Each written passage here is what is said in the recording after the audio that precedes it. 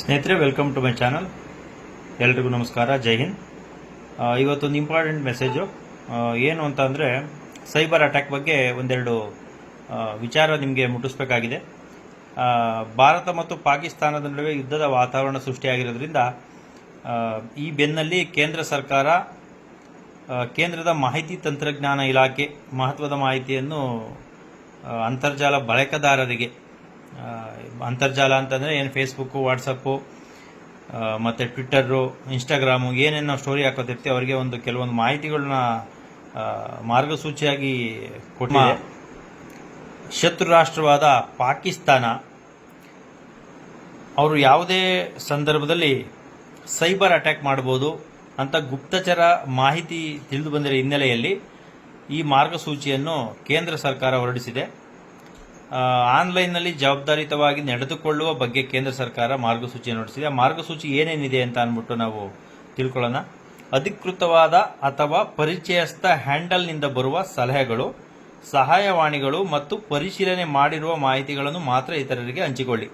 ಅಂದರೆ ಯಾವ್ದಾದ್ರು ನಿಮಗೆ ಗೊತ್ತಿದ್ರೆ, ಯಾರು ಗೊತ್ತಿರೋರು ಫೇಸ್ಬುಕ್ಕಲ್ಲೋ ಇನ್ಸ್ಟಾಗ್ರಾಮಲ್ಲೋ ಈ ಥರ ಗೊತ್ತಿರೋರು ಏನಾದ್ರು ಮಾಹಿತಿ ಹಾಕಿದರೆ ಅದು ಮಾತ್ರ ಹಂಚ್ಕೊಳ್ಳಿ. ಬೇರೆ ಬೇರೆ ಯಾವುದೇ ಒಂದು ಗೊತ್ತಿಲ್ಲದೆ ಇರೋ ಒಂದು ಐಡಿಯಿಂದ ಮೆಸೇಜ್ ಬರೋದಾಗಿರ್ಬೋದು, ಅಥವಾ ಫೇಸ್ಬುಕ್ಕಲ್ಲಿ ಬರ್ಬೋದು, ವಾಟ್ಸಪ್ಪಲ್ಲಿ ಬರ್ಬೋದು, ವಾಟ್ಸಪ್ಪಲ್ಲಿ ಲಿಂಕ್ಗಳು ಬರ್ಬೋದು. ನಿಮಗೆ ಈ ಲಿಂಕ್ ಕ್ಲಿಕ್ ಮಾಡಿ ಅಂತ ಬರ್ಬೋದು, ಇನ್ನೊಂದು ವರ್ಕ್ ಫ್ರಮ್ ಹೋಮ್ ಅಂತ ಅಂದ್ಬಿಟ್ಟು ಕ್ಲಿಕ್ ಮಾಡಿ ಅಂತ ಬರ್ಬೋದು. ಏನಾಗಿರ್ಬೋದು, ನೀವು ಅನ್ಯೂನ್ ನಂಬರಿಂದ ಕಾಲ್ನು ರಿಸೀವ್ ಮಾಡಬೇಡಿ, ಮತ್ತು ಅನ್ಯೂನ್ ನಂಬರಿಂದ ಮೆಸೇಜ್ನು ಕೂಡ ನೀವು ಅದಕ್ಕೆ ಕ್ಲಿಕ್ನು ಮಾಡೋಕ್ಕೆ ಹೋಗಬೇಡಿ. ಅದರಲ್ಲಿ ನಿಮಗೆ ಫೋಟೋ ಕೂಡ ಬರ್ಬೋದು, ವಿಡಿಯೋಸ್ ಬರ್ಬೋದು, ಕ್ಲಿಕ್ ಮಾಡಿ ಅಂತ ದಯಮಾಡಿ ಆ ಥರ ಏನು ಮಾಡೋಕ್ಕೆ ಹೋಗಬೇಡಿ. ಮತ್ತು ತಪ್ಪಾಗಿ ಬಂದಿರುವ ಮಾಹಿತಿಗಳನ್ನು ಇತರರಿಗೆ ಹಂಚಿಕೊಳ್ಳುವ ಮುನ್ನ ಒಂದು ಸತಿ ಯೋಚನೆ ಮಾಡಿ. ಅಂದರೆ ತಪ್ಪಾದ ಮಾಹಿತಿಗಳು ಏನಾದ್ರು ಬಂದರೆ ನಿಮಗೆ ಗೊತ್ತಿಲ್ಲ ಅಂದರೆ ಅದು ಹಂಚ್ಕೊಳ್ಳೋಕೆ ಹೋಗಬೇಡಿ, ಅಲ್ಲೇ ಬಿಟ್ಬಿಡಿ. ನೀವು ಯಾರಿಗೂ ಶೇರ್ ಮಾಡೋದಾಗಲಿ ಮತ್ತೊಂದಾಗಲಿ ಮಾಡಬೇಡಿ. ನಿಮಗೆ ಏನಾದರೂ ಅದು ಅಧಿಕೃತವಾಗಿದೆ ಮಾಹಿತಿ ಅಂತ ಗೊತ್ತಿದ್ರೆ ಮಾತ್ರ ನೀವು ಬೇರೆಯವರಿಗೆ ಶೇರ್ ಮಾಡ್ಕೋಬೋದು.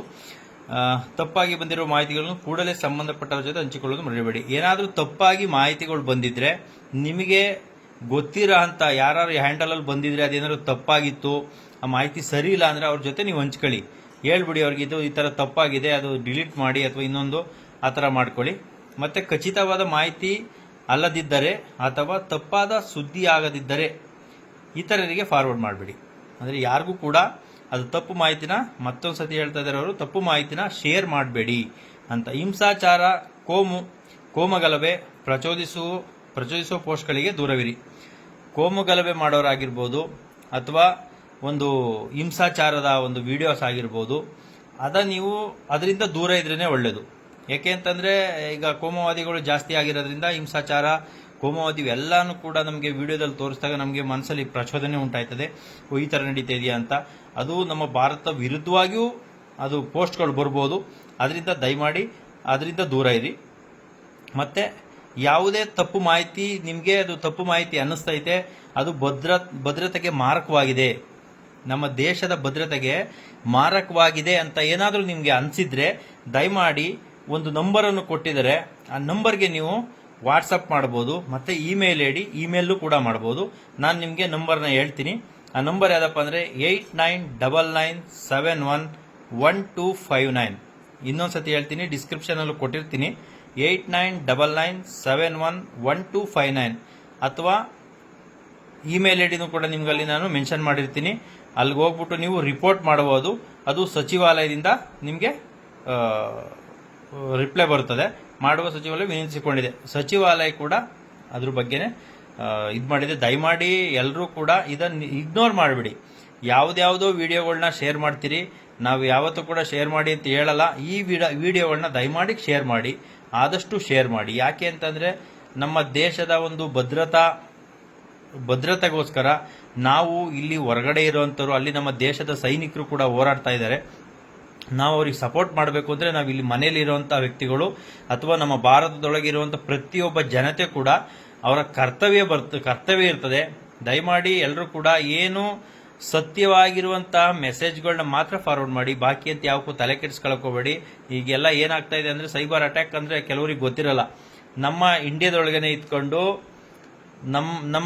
ನಮಗೆ ಪ್ರಚೋದನೆ ಮಾಡೋದು. ಉದಾಹರಣೆಗೆ ಈಗ ಇಂಡಿಯಾ ಮತ್ತು ಪಾಕಿಸ್ತಾನ ಒಂದು ಆಪರೇಷನಲ್ಲಿ ಇದೆ. ಪಾಕಿಸ್ತಾನದ ಮೇಲೆ ಇಂಡಿಯಾ ಆಪರೇಷನ್ ಅಲ್ಲಿದೆ.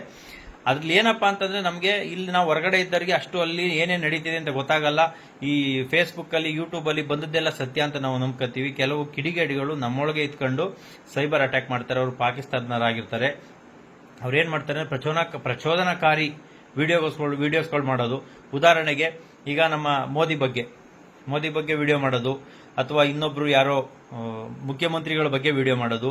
ಅವ್ರು ಈ ತರ ಅಂದ್ರು. ಈಗ ಸದ್ಯದ ಪರಿಸ್ಥಿತಿಯಲ್ಲಿ ಯಾರೂ ಕೂಡ ರಾಜಕೀಯವಾಗಿ ಮಾತಾಡಬೇಡಿ.